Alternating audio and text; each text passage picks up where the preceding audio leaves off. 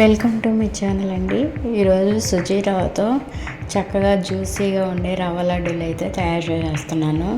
ఎప్పుడూ పంచదారతోనే కాకుండా బెల్లం పాకంతో అయితే రవ్వ లడ్డూలు చాలా స్మూత్గా, చాలా టేస్ట్ అండ్ స్వీట్గా అసలు చాలా బాగుంటుందన్నమాట.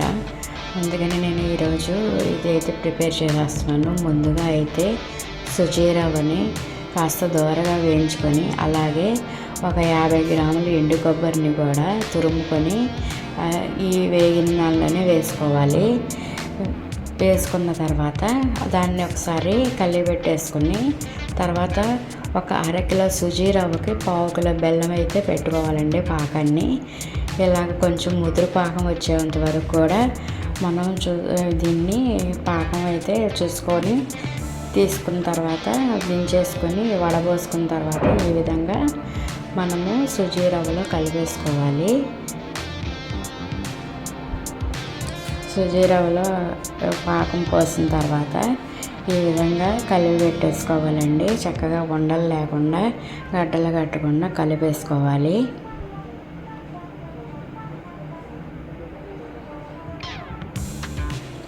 ముందుగా కాచి పెట్టుకున్న ఒక పావుసేరు పాలు మొత్తం పోయకుండా కొంచెం ఉంచాను. ఎందుకంటే లాస్ట్లో ఉండలు చుట్టేటప్పుడు కాస్త అవసరం అవుతుందని చెప్పి నేను ఇంకొంచెం పాలు ఉంచేసాను. అది లాస్ట్లో కలుగుతుంది మళ్ళీ. ఈ లోపల ఏంటంటే కిస్మిస్, జీడిపప్పు, కాస్త కాగిన నేతిలో కిస్మిస్, జీడిపప్పు, 2 యాలకులు అన్నీ కూడా దీనిలో వేయించుకోవాలండి. మాడితే మాత్రం బాగోదు. అందుకని కాస్త దోరగా వేయించేసేసుకొని తీసేసుకున్నాను. ఇక ఈ మిశ్రమాన్ని కూడా ఇక ఈ పాకంలో వేస్తున్న రవ్వలో పోసేసుకున్నాను. మిగిలిన బ్యాలెన్స్ పాలు ఉన్నాయి కదా, అవి కూడా పోసేసుకున్నాను.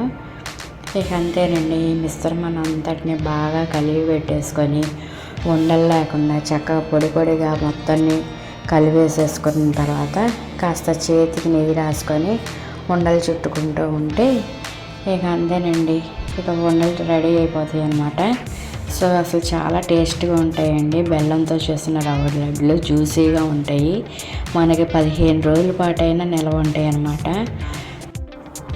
బెల్లం పాకం పట్టినప్పుడు వెంటనే వీటిని ఉండలు చేసేసుకోవాలండి. లేదా గట్టిపడిపోయి ఉండలు అయితే తొందరగా స్పీడ్గా చుట్టలేము.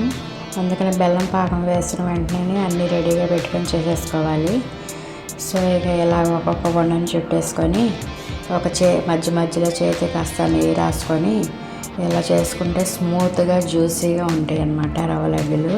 చాలా బాగా కుదిరినాయండి. సో మీరు కూడా ఇలా బెల్లం పాకంతో ట్రై చేయండి. టేస్టీ అండ్ జ్యూసీ రవ్వ లడ్డు అయితే రెడీ అయిపోయిందండి. ఈ వీడియో కనుక నచ్చితే ఒక లైక్ చేయండి.